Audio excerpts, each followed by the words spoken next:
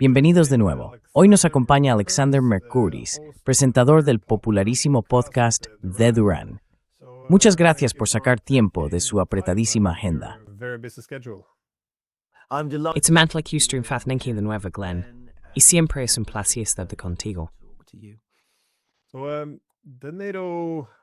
Así que la guerra indirecta entre la OTAN y Rusia en Ucrania durante los últimos 12 años se ha librado, por supuesto, tanto en el campo de batalla como en el espacio informativo. Y yo diría que, para promover una guerra larga, hay algunos argumentos recurrentes bastante coherentes. Es decir, que Rusia invadió sin provocación, únicamente para perseguir un imperio. Que Ucrania siempre está ganando, así que no dejamos de financiarla. Que Rusia tiene tasas de bajas increíblemente altas.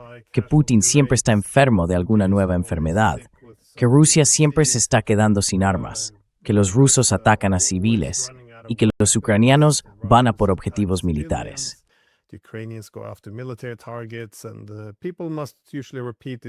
Y la gente suele tener que repetir estas consignas para mostrar su apoyo a Ucrania, para demostrar que le importa. Pero, por supuesto, en realidad están diseñadas para prolongar la guerra. Bueno, el gran argumento del día parece ser que la tendencia ha cambiado. Durante un tiempo la gente tuvo que reconocer que las cosas le iban muy mal a Ucrania por su falta de efectivos, por su escasez de material militar, especialmente de misiles interceptores. Pero ahora nos dicen que Ucrania, de repente, está ganando. ¿Y cómo valora usted esta afirmación, que ahora supongo da forma a todas las narrativas del establishment político y mediático?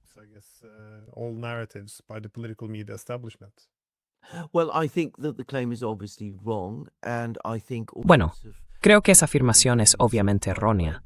Y creo que muchas personas, incluido usted, por cierto, pero también Jennifer Kavanagh, Daniel Davis y muchas otras, han refutado partes concretas de ella. Vemos que el ejército ruso sigue avanzando en el frente, a lo largo de todas las líneas de combate. Vemos que la situación en el Donbass, que fue el epicentro de la guerra, donde en cierto modo empezó la guerra, se está volviendo muy, muy difícil para Ucrania. Y es probable que el Donbass se pierda en algún momento de los próximos meses. Así que en el plano militar, las cosas no están saliendo en absoluto como se había previsto.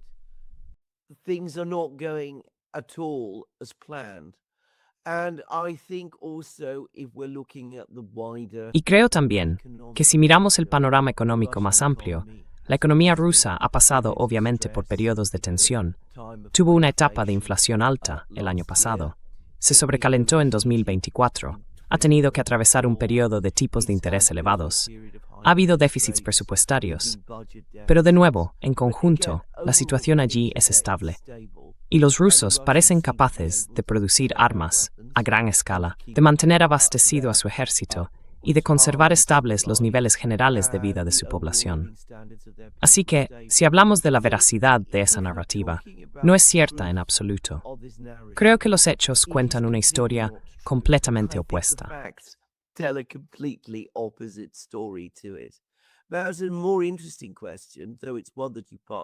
Hay una pregunta más interesante, aunque en parte ya la has respondido. ¿Por qué se ha planteado? Obviamente para prolongar la guerra, pero ¿por qué se ha planteado con tanto entusiasmo? Y en los últimos meses, a veces da la sensación de que algunas de las personas que han estado difundiendo esta historia, de que Ucrania está recuperando la iniciativa y de que Ucrania está ganando la guerra, de hecho se la creen ellas mismas. Es como si el relato se hubiera descontrolado tanto que hubiera acabado atrapando a quienes lo crearon. Y como decía, la pregunta es, ¿por qué ocurrió eso a ese punto durante el primer año de este año?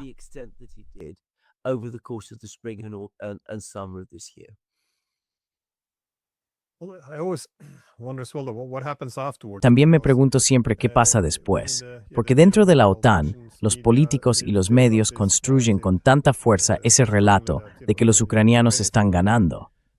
¿Y qué ocurre cuando tienen que aceptar la realidad? Cuando ven los problemas militares a lo largo de las líneas del frente, cuando ven los problemas económicos, cuando ven que yo diría que también se están gestando grandes problemas políticos en Kiev. ¿Qué ocurre entonces? Sobre todo, bueno, pueden pasar muchas cosas. Pero como usted ha señalado, lo principal que ya no puede negarse son las líneas del frente. Quiero decir, si Donbass cae ahora por completo, lo que está ocurriendo al este de Kharkov también es bastante dramático. Zaporizhia, la principal ciudad, puede quedar aislada del frente como línea de suministro. Quiero decir, hay muchas cosas que en este momento están saliendo terriblemente mal para Ucrania. ¿Qué hace entonces Occidente? Porque no es como si nuestros líderes y periodistas fueran a decir, bueno, supongo que nos equivocamos, no estamos ganando. Quizá deberíamos explorar la vía diplomática. Quiero decir, no veo que eso vaya a ocurrir. Entonces, ¿qué? Sí.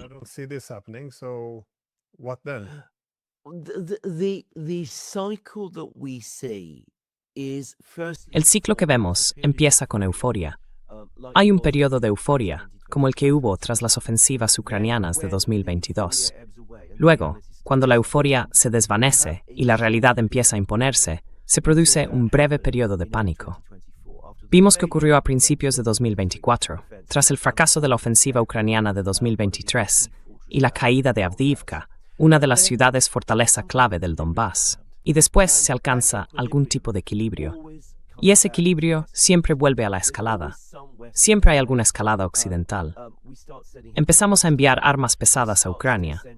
Empezamos a enviar misiles a Ucrania que alcanzarán objetivos dentro de Rusia. Tras los desastres del verano pasado, vimos otro periodo de pánico, una especie de pánico, en Occidente durante el otoño. Y luego volvió a producirse la escalada. Dar a los ucranianos grandes cantidades de drones, darles toda la ayuda con drones que podamos conseguir, para que puedan llevar ataques en áreas profundas de Rusia.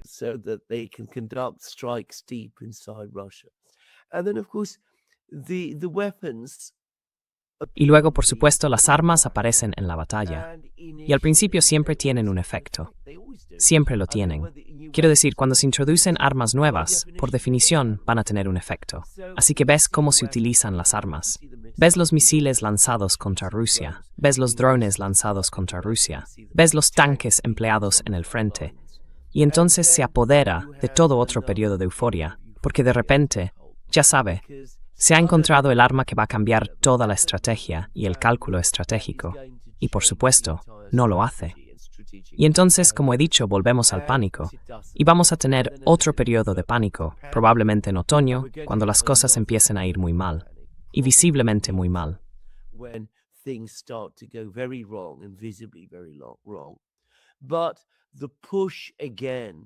Pero la presión, una vez más, casi con toda seguridad, será para una escalada mayor. Dirán que no hemos hecho lo suficiente para ayudar a Ucrania, que Ucrania tenía a los rusos contra las cuerdas en verano, que si les hubiéramos dado más en aquel momento, habrían ganado. Así que lo que debemos hacer ahora es redoblar, triplicar y cuadruplicar nuestros esfuerzos e intensificarlos aún más. Y por supuesto, lo último que deberíamos hacer cuando estamos a la defensiva es hablar con los rusos. Porque si hablamos con los rusos, eso los animará y significará que adoptarán una postura aún más dura.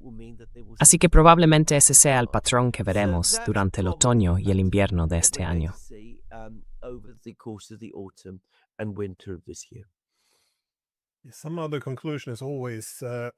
Otra conclusión siempre es más guerra.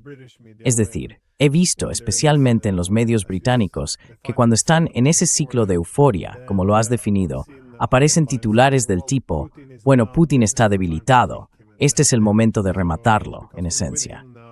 Así que como estamos ganando, ahora no podemos tener diplomacia. Y luego cuando Ucrania está a la defensiva, dicen, bueno, tenemos que devolver a Ucrania a una posición de fuerza y entonces negociar. Así que da igual en qué punto esté Ucrania dentro de este ciclo, siempre es lo mismo. Este no es el momento para la diplomacia. Hagamos simplemente un poco más de guerra, porque eso es exactamente lo que hace falta. Pero toda esta propaganda parece haber influido en Trump, al menos. Al menos, eso es lo que parece. Ha comprado esta idea. La marea ha cambiado.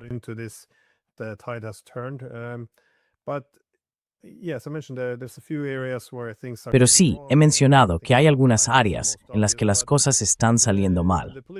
Creo que el frente es la más evidente. Pero los problemas políticos que también se están acumulando en Kiev parecen bastante importantes. Vimos surgir este conflicto entre el comandante en jefe del ejército y también el ministro de Defensa, Fedorov, y no estaba claro cómo iba a gestionarlo Zelensky. Decidió, de nuevo, destituir a Fedorov, que finalmente fue reemplazado por Klimenko, y luego llegaron las protestas. Zelensky no sabía qué hacer. Realmente no podía recuperar a Fedorov después de haberlo destituido.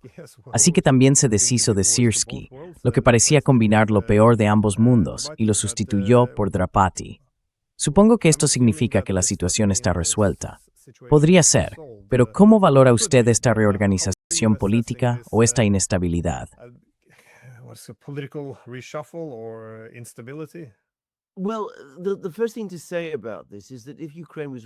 Bueno, lo primero que hay que decir sobre esto es que, si Ucrania realmente estuviera ganando, esta crisis en Kiev no se estaría produciendo. Si la situación de verdad hubiera cambiado y la marea realmente hubiera dado la vuelta, entonces es difícil imaginar que estuvieran produciéndose estas tensiones y recriminaciones por cuestiones de política entre los civiles al frente del Ministerio de Defensa y los militares en primera línea. Es importante decir que la sociedad civil, en la medida en que existe en Kiev, y la clase política respaldaron a Fedorov. Los militares uniformados, sin excepción, respaldaron prácticamente todos a Syrskyi. Incluso Drapati, que ya saben era la única persona que estaba un poco dubitativa, pero incluso él. Básicamente están diciendo, miren, vemos todas estas bonitas imágenes de drones entrando en Rusia y alcanzando objetivos allí, pero nuestra situación empeora cada día más.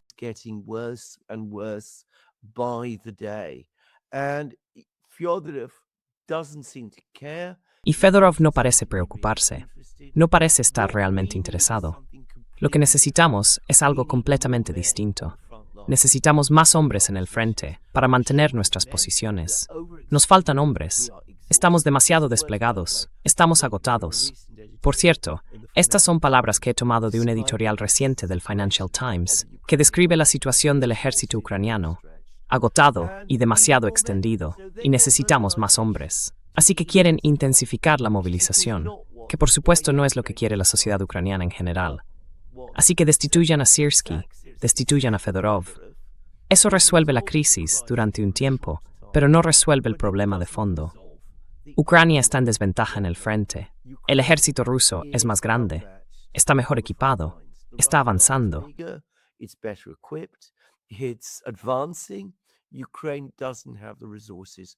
Ucrania no tiene los recursos para detenerlo. Así que el ejército siempre va a pedir esos recursos, que en última instancia son más hombres. Es decir, más reclutamiento, más movilización obligatoria, más de esa movilización brutal, que es precisamente a lo que se opone ahora mismo la sociedad ucraniana. Por tanto, esta tensión se está convirtiendo ya en una tensión estructural, y a medida que la situación empeore cada vez más, inevitablemente volverá a estallar.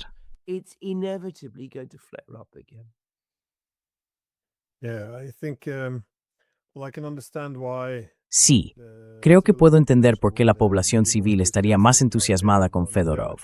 Quiero decir, por supuesto ha tenido bastante éxito con los drones, y entiendo por qué resulta atractivo pensar que, de repente, sí, podemos ganar, pero ni siquiera necesitamos reclutar a más gente de la población civil, porque podemos derrotar mágicamente a los rusos con drones. Esta es la nueva bala de plata. Pero, por supuesto, no es real. Sí, puedes castigar a Rusia en la retaguardia, pero si eso no afecta al frente, sigues teniendo que llevar a cabo este reclutamiento de hombres tan brutal, que por supuesto se está volviendo muy, muy impopular.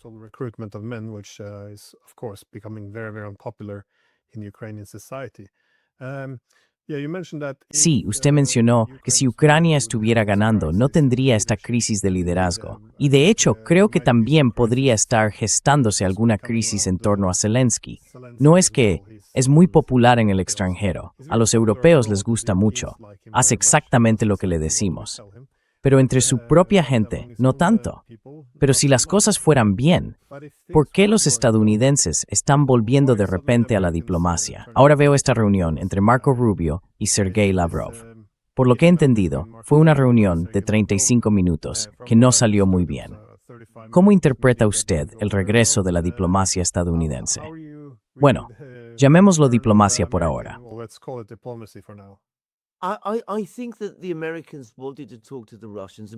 Creo que los estadounidenses querían hablar con los rusos. Y por cierto, TASS, la agencia de noticias rusa, dice que fueron los estadounidenses quienes tomaron la iniciativa de la reunión.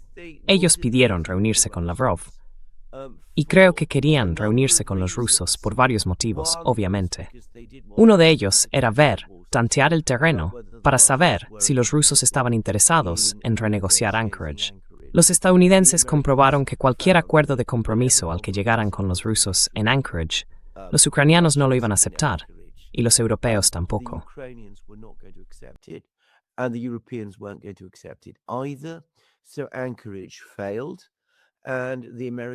Así que Anchorage fracasó, y los estadounidenses siguen queriendo salir de esta guerra. Quieren renegociar Anchorage, y quieren ver si los rusos aceptarán menos de lo que obtuvieron en Anchorage. Y la respuesta breve de los rusos fue, no, los rusos van a mantenerse firmes en Anchorage. Lavrov lo ha dicho con mucha claridad en conversaciones posteriores. Creo que también hay otra cuestión. Pasamos por alto el hecho de que Estados Unidos está implicado en dos guerras. Una es la de Ucrania y la otra es la guerra con Irán. La guerra con Irán no va bien. Hay escasez de sistemas de armamento en los arsenales estadounidenses. Los ritmos de producción de estas armas no están cubriendo las necesidades del ejército estadounidense.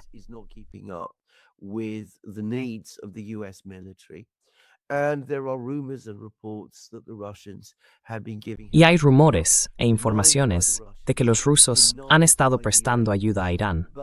Los rusos lo niegan, los iraníes lo niegan, pero quizá los estadounidenses lo crean. Así que los estadounidenses querían hablar, sospecho, con los rusos sobre todo eso. Intentar que los rusos dejen de ayudar a los iraníes, si es que realmente los están ayudando, y ver si podía iniciarse algún tipo de negociación sobre ese asunto, y si los rusos podrían ayudar en relación con Irán en general. Y de nuevo, creo que la respuesta de los rusos fue, sin rodeos, que no. No están dispuestos a sacarle las castañas del fuego a Estados Unidos. Desde su punto de vista, los estadounidenses se han alejado de Anchorage. Están ayudando a Ucrania en esta ofensiva con drones. Hasta que eso cambie, desde la perspectiva rusa, no hay realmente nada de lo que hablar.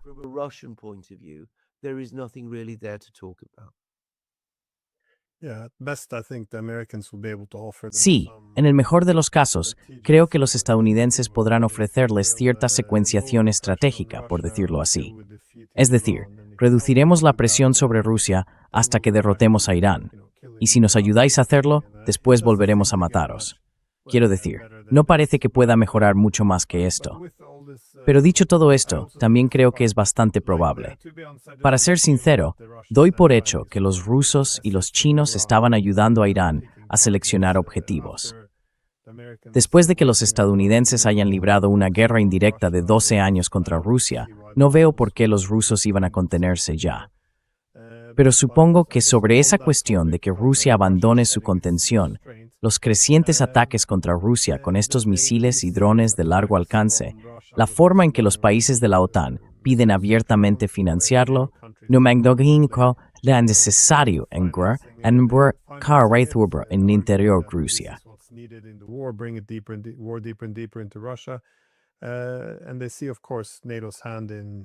Y ven, por supuesto, la intervención directa de la OTAN en esta guerra contra Rusia. Todo el mundo sabe que Rusia tiene en esencia dos opciones. O capitula o escala el conflicto. Y por supuesto no capitulas en una guerra que consideras una amenaza existencial. Pero muchos se preguntan, ¿cómo van a escalar? ¿Irán contra el representante ucraniano o contra los responsables occidentales? Y parece que de momento están yendo contra Ucrania. ¿Pero ves alguna estructura en esto? Porque ahora vemos el bloqueo de Odessa. Están atacando Kiev con bastante dureza. Creo que me sorprende que no fueran antes contra muchas de esas instalaciones de producción de armamento. Quiero decir, 4 años y medio después de que empezara esto. ¿Cómo valoras que Rusia esté subiendo por la escalera de la escalada? ¿Y qué importancia tiene este ataque contra Odessa y Kiev?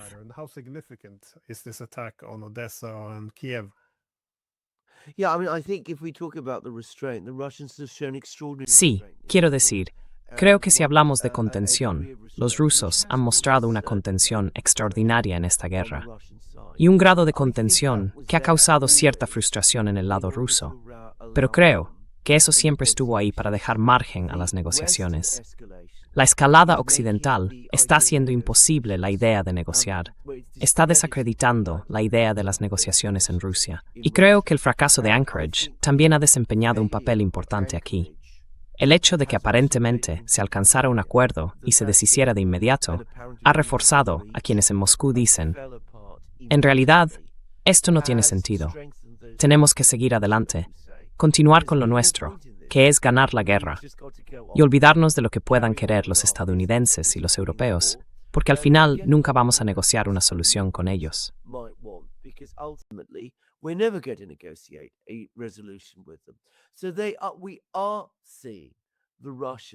Así que estamos viendo cómo los rusos se desprenden de sus frenos. Y, volviendo a Odessa, ahora lo vemos en los términos más crudos.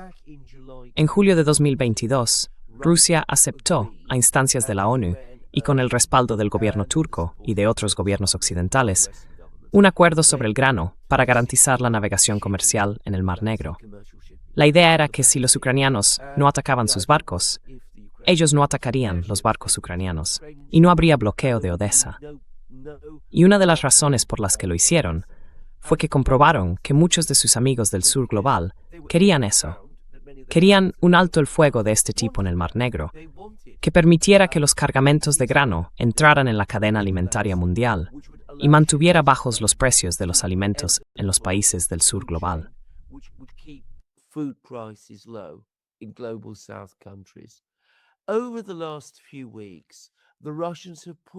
Durante las últimas semanas, los rusos han dejado todo esto de lado.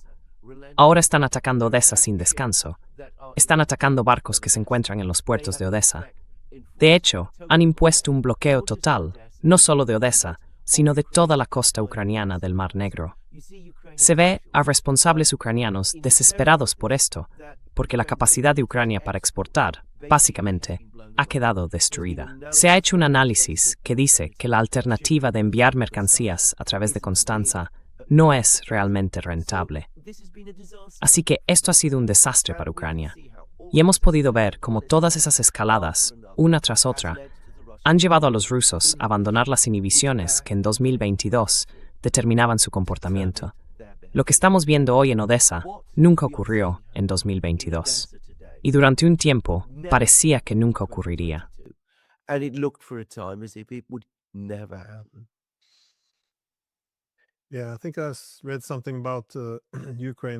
Sí, creo que leí algo sobre que Ucrania quería llevar esto a las Naciones Unidas. Se ha quejado de que los rusos están atacando sus buques civiles. Y de hecho, también se ve mucho en los medios de los países de la OTAN. Ya saben, la barbarie de Rusia atacando puertos y buques civiles. Pero los ucranianos y los medios de la OTAN, hace solo unos días, estaban celebrando que Ucrania atacara embarcaciones civiles en el mar de Azov. Es bastante extraordinario. La única manera de salir impune con esta forma tan extraña de pensar, cuando un día celebras atacar buques civiles y al siguiente lo condenas, es que siempre haya un bueno y un malo. Si no, ¿cómo se explica? Ya no hay principios comunes. No hay normas. Parece que se trata simplemente de animar al bando correcto.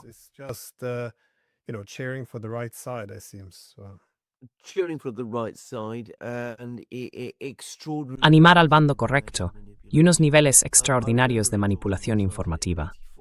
Recuerdo que en la novela 1984 de George Orwell hay un pasaje en el que se habla de cómo las autoridades, el Estado que existe en 1984, jalean y celebran las atrocidades cuando las comete su propio bando, aunque las condenan cuando se llevan a cabo contra su propia gente.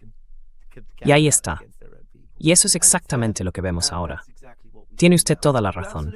Los ataques contra Odessa comenzaron a esta enorme escala justo después de que Ucrania empezara a atacar buques graneleros rusos en el mar de Azov.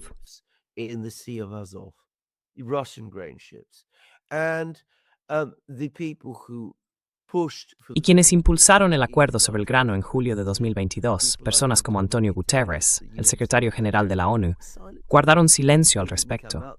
No dieron la cara, no lo condenaron, no dijeron que esto estaba mal, no dijeron que esto podía llegar a destruir por completo el transporte de grano. Y el resultado fue que los rusos dijeron, bueno, en ese caso, ya no tiene sentido que sigamos respetando estas restricciones. Vamos a atacar Odessa. Y Lavrov ha hablado de esto, lo ha mencionado hoy. Ha dicho que fue una iniciativa de la ONU. El acuerdo de julio de 2022 fue una iniciativa de la ONU, impulsada por Guterres, que se hizo exclusivamente en nombre de Ucrania.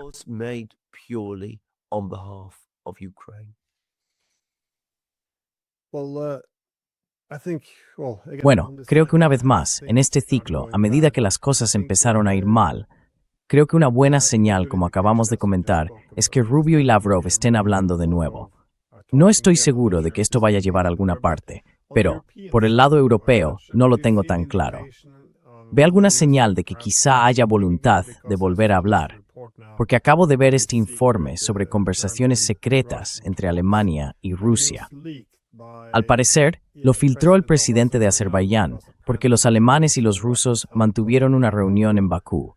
Pero mi primer pensamiento fue, si quieren organizar esta reunión, ¿por qué el presidente de Azerbaiyán filtraría esto, salvo que los alemanes le hubieran dado luz verde? Así que no sé qué significa. ¿Están preparando a la opinión pública, ablandándola ante la posibilidad de poner fin a este boicot a la diplomacia? ¿O cómo interpreta usted todo esto?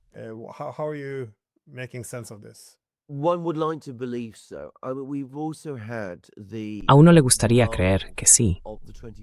También hemos tenido el fiasco del 21º paquete de sanciones, en el que la Comisión Europea presentó todo tipo de propuestas para imponer más sanciones a los rusos. Entre ellas, prohibir que los buques de la UE, es decir, los buques griegos, por cierto, transportaran cargamentos de GNL a terceros países, no a países de la UEM, sino a terceros países. Y Grecia se opuso a eso. Otros países también se opusieron para defender sus propios intereses económicos. El resultado es que el 21º paquete de sanciones se redujo significativamente respecto a lo que se pretendía inicialmente. Así que, cada vez más, los estados europeos están sintiendo las presiones económicas derivadas de las decisiones que tomaron en el pasado.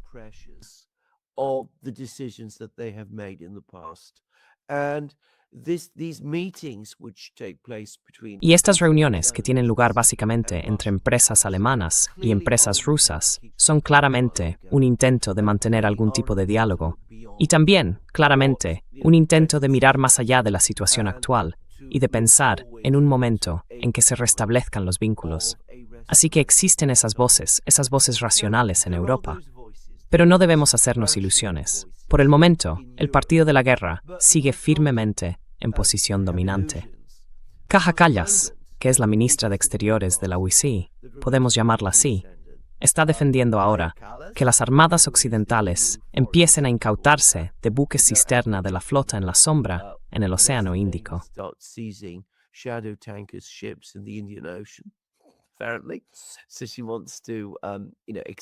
Al parecer. Así que quiere ampliar el alcance de las operaciones allí. Se podía ver cómo la escalada se expandía sin descanso y de formas que presumiblemente afectarían a los intereses económicos de la India. Pero ella sigue ahí. Quiero decir, hubo gente que dijo que quería que se fuera, pero ella sigue ahí. Ursula von der Leyen sigue ahí. Friedrich Merz ha admitido recientemente que el precio más alto del gas ha desempeñado un papel clave en el deterioro de la competitividad alemana, pero no parece estar sacando ninguna lección de ello. Así que el partido de la guerra sigue teniendo la sartén por el mango, quizá por ahora. Y esta es la otra cosa que quizá habría que decir.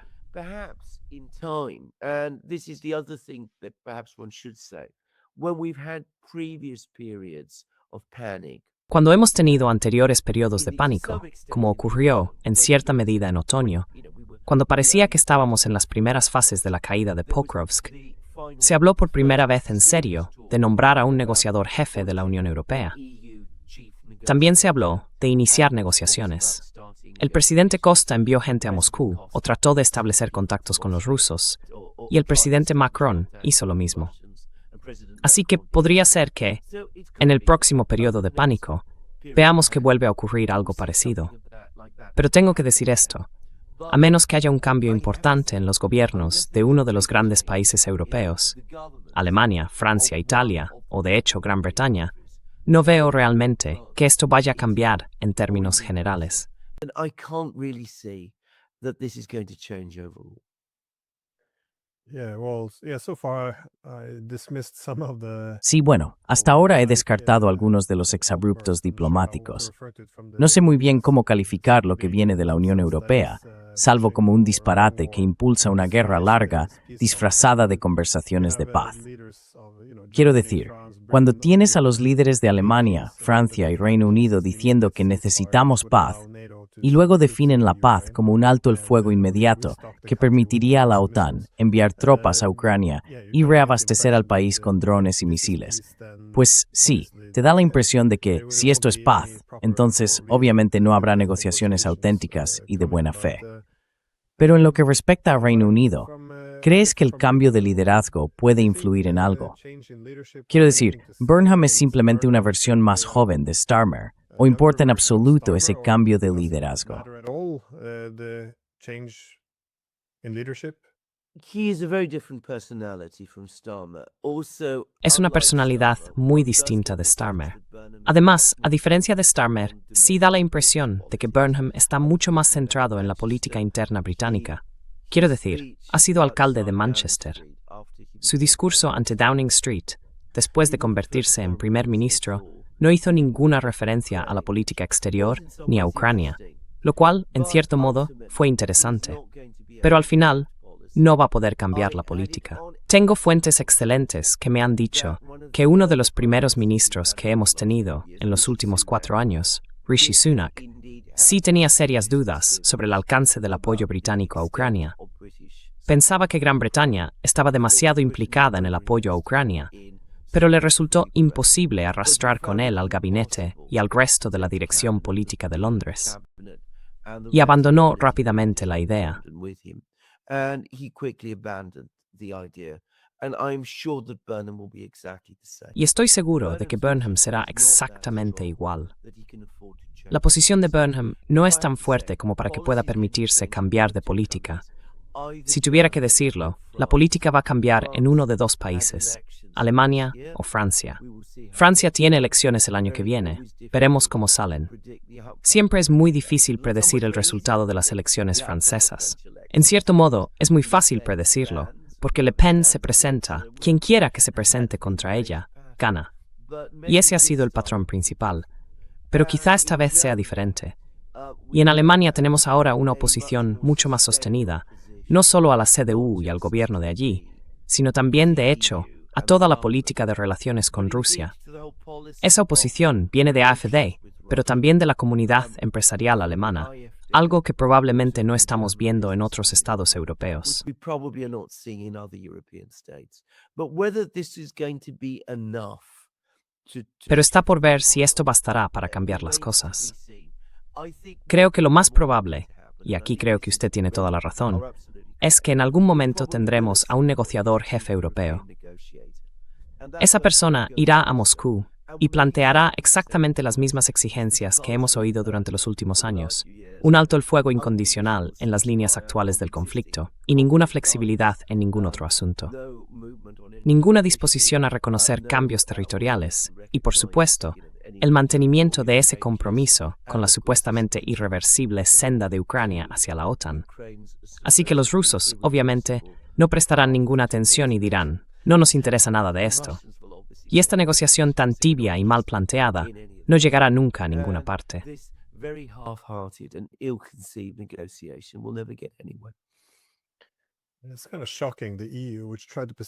Es bastante impactante. La Unión Europea, que intentó presentarse como un gigante diplomático, está dedicando todas sus energías a decidir si siquiera deberíamos hablar con los rusos, porque al parecer no se puede hablar con tus adversarios. Y si hablamos, ¿quién puede representarnos? Quiero decir, incluso si superamos esta fase, como has dicho, probablemente acabará con alguien yendo a Moscú a preguntar cómo puede capitular Moscú. Así que esto no va a ninguna parte. Well, the Europeans spend all their time negotiating. Los europeos se pasan todo el tiempo negociando entre ellos, en lo que acaba convirtiéndose en una subasta para ver quién adopta la postura más dura.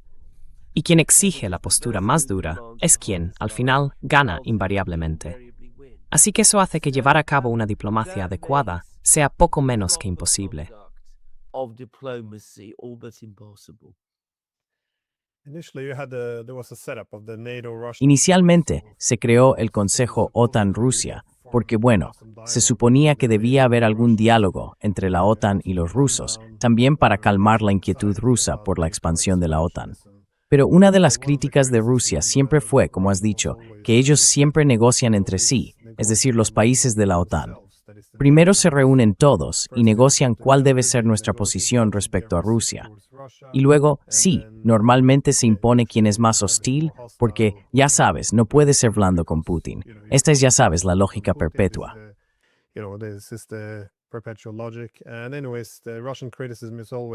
Y en fin, la crítica rusa es siempre que cuando acaban sentándose a la misma mesa en el Consejo OTAN-Rusia, ya tienen una posición cerrada. Y si quieren intentar negociar, encontrar un compromiso, pues no pueden hacer nada por parte de la OTAN, porque ya han llegado a un acuerdo y no pueden volver a abrirlo. Así que creo que va a ocurrir lo mismo con la Unión Europea. La Unión Europea llegará con una posición fijada que no podrá modificar y estará en Reichos Trücherusnik with the Ciudad, en su padre, Penutsinues. I absolutely agree. I mean, you've outlined it all. Estoy totalmente de acuerdo. Quiero decir, lo has expuesto en muchos sitios, en tus diversos libros. Si la gente quiere ver cómo se repitió esto una y otra vez, que vaya y lea lo que has escrito, porque está todo ahí.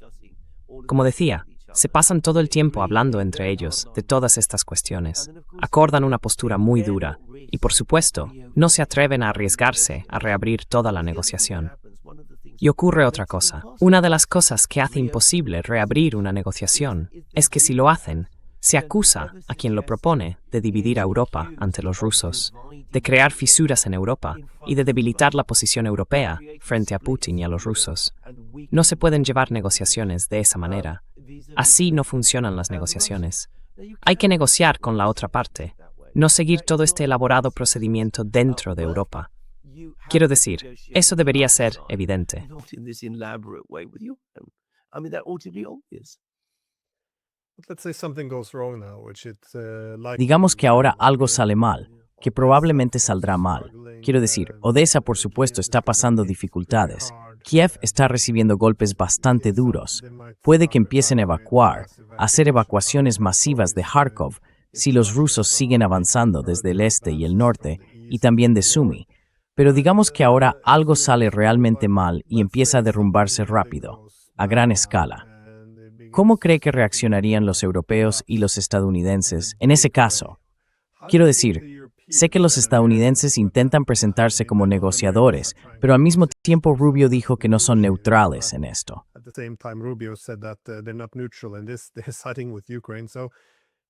Se están poniendo del lado de Ucrania.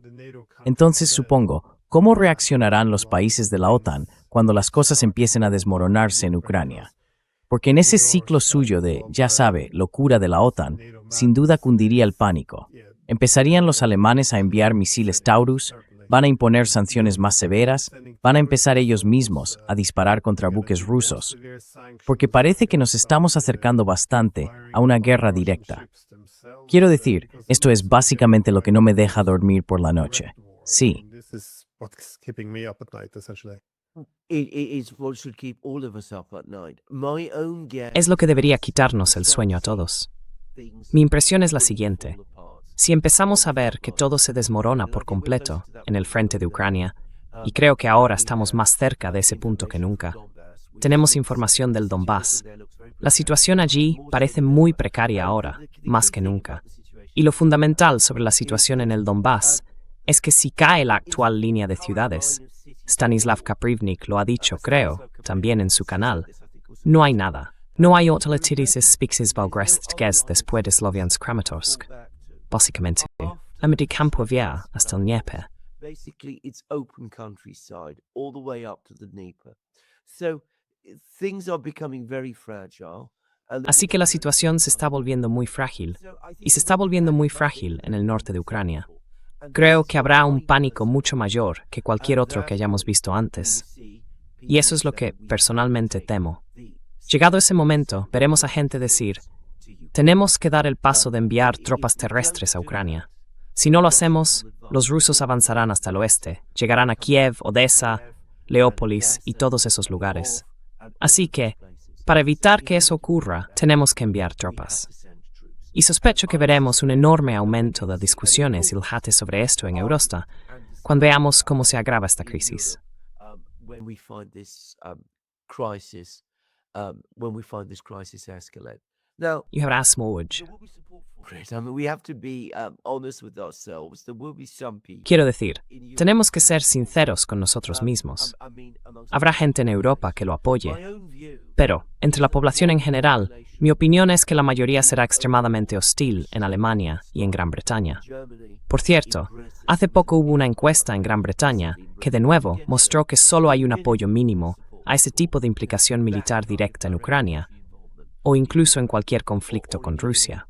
Conflict with Russia. Puede que ese sea el momento en que por fin empecemos a tener los debates que deberíamos haber tenido hace 12 años, That we should cuando empezó esta crisis, 12 years ago. sobre qué hemos estado haciendo realmente en Ucrania durante todo este tiempo. Actually been doing. Pero el mero hecho de que sea probable que tengan lugar esas conversaciones sobre el despliegue de tropas terrestres en Ucrania, el establecimiento de zonas de exclusión aérea y todo eso, y creo que hay una alta probabilidad de que tengan lugar, And I think there is es desde luego algo que prismavens muchísimo. indeed something we need to be very, very worried about.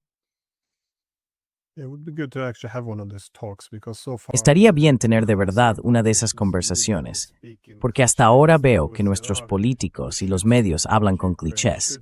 Siempre dicen, oh, deberíamos apoyar a Ucrania, deberíamos apoyar a Ucrania. Pero quiero decir, ¿quién no quiere? Yo también quiero apoyar a Ucrania. El país corre el riesgo de colapsar. Llevo 12 años defendiendo que deberíamos apoyarlo. Pero apoyarlo no significa derrocar a su gobierno. No significa, en esencia, revertir los resultados de las elecciones de 2019. Esa es una plataforma de paz. No implica presionar ahora para deportar a los refugiados. pushing now for deporting refugees. It doesn't, mean not No significa dejar de hacer diplomacia con Rusia, cuando la inmensa mayoría de los ucranianos quiere diplomacia y quiere paz. Negociar y luego entrar en esto. Porque parece que cada vez que dicen que tenemos que apoyar a Ucrania, siempre quieren decir lo mismo. Es decir, impulsar esta larga guerra y seguir arrojándolos a la picadora de carne.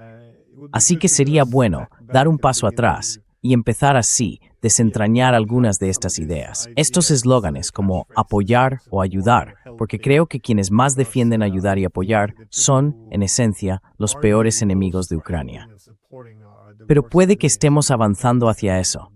Lo que acabas de decir sobre que, bueno, ya estamos hablando de deportar a refugiados. Pero si los europeos, porque a los estadounidenses no los veo, enviaran tropas terrestres, sería la retaguardia para liberar tropas ucranianas que luego pudieran enviarse al frente. ¿O crees que los europeos estarían, en esencia, lo bastante locos como para empezar a enviar sus propias tropas a las líneas del frente? sending their own troops to the front lines? I think the rationalization would be that they would send troops to the rear. Creo que la justificación sería que enviarían tropas a la retaguardia para liberar a los ucranianos. Pero, por supuesto, en el momento en que envías tropas a una zona de guerra, inevitablemente acabarán viéndose en combate. Creo que, digan lo que se digan entre ellos los líderes europeos, sería un paso absolutamente fatal, un error desastroso.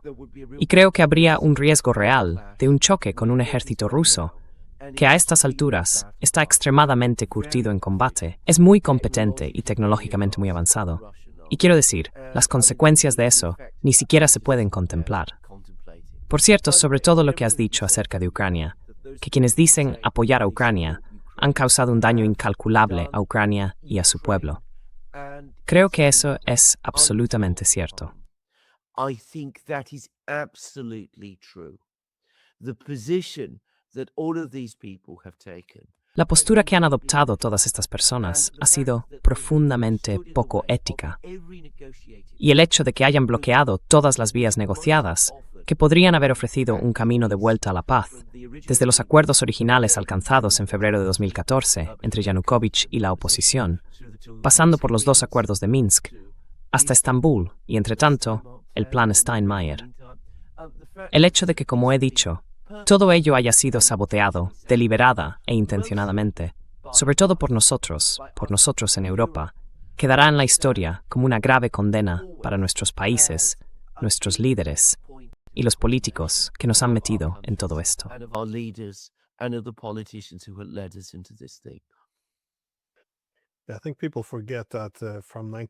Creo que la gente olvida que de 1991 a 2014, solo una pequeña minoría de los ucranianos quería formar parte de la OTAN. Y nuestros dirigentes, los jefes de inteligencia, los mandos militares, preveían y entendían que esto desencadenaría una guerra civil y la intervención rusa. Así que una vez más, no debería ser difícil argumentar por qué sacar a Ucrania de las líneas del frente de una Europa dividida sería lo favorable para Ucrania, lo que ya sabe, salvaría a esa nación. Pero de nuevo, creo que ya no hay mucho apetito por un argumento así entre una élite política que se ha comprometido por completo con la idea de que ayudar a Ucrania significa simplemente enviar armas sin parar. Y sí, luchar contra Rusia, ya sabe. Pero bueno, ahí estamos. Solo una última pregunta. Usted sigue muy de cerca este conflicto entre la OTAN, Rusia y Ucrania. ¿Cómo interpreta ahora las líneas del frente? ¿Qué es lo que supongo le está llamando la atención?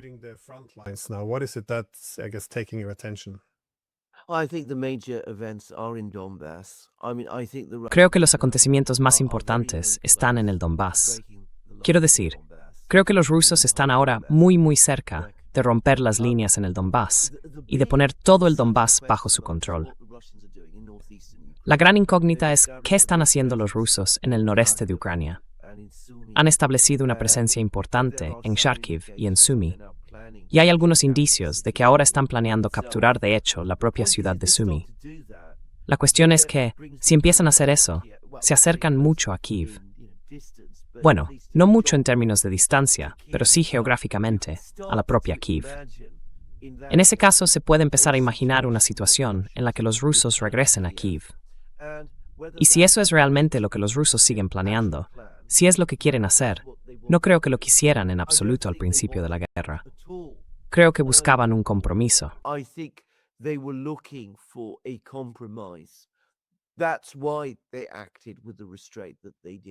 Por eso actuaron con la contención con la que lo hicieron. Querían dejar la puerta abierta a las negociaciones y a una solución. Creo que no querían cruzar el río. No querían ir más allá del Dnieper. No querían ocupar Ucrania occidental, donde saben que no son bien recibidos. Pero cada día que continúa esta guerra, y seguimos escalando, existe el riesgo de que cambie el cálculo ruso. Y mi impresión es que la paciencia en Rusia no solo se ha agotado, sino que ha llegado al punto de que, básicamente, los rusos están a punto de abandonar cualquier idea de que ya sea posible negociar con Occidente sobre cualquier asunto relacionado con Ucrania. Así que, cuando los rusos empiezan a pensar de ese modo, su planificación militar podría empezar a cambiar. Y entonces, lo que está ocurriendo en la región de Kharkov y Sumy puede llegar a ser extremadamente importante.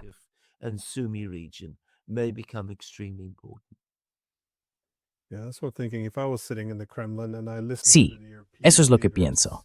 Si yo estuviera sentado en el Kremlin y escuchara a los líderes europeos cómo definen la paz y el propósito de un alto el fuego, y luego también mirar hacia Irán, viendo cuáles son allí las lecciones en materia de diplomacia, probablemente llegaría a la conclusión de que no hay una vía diplomática.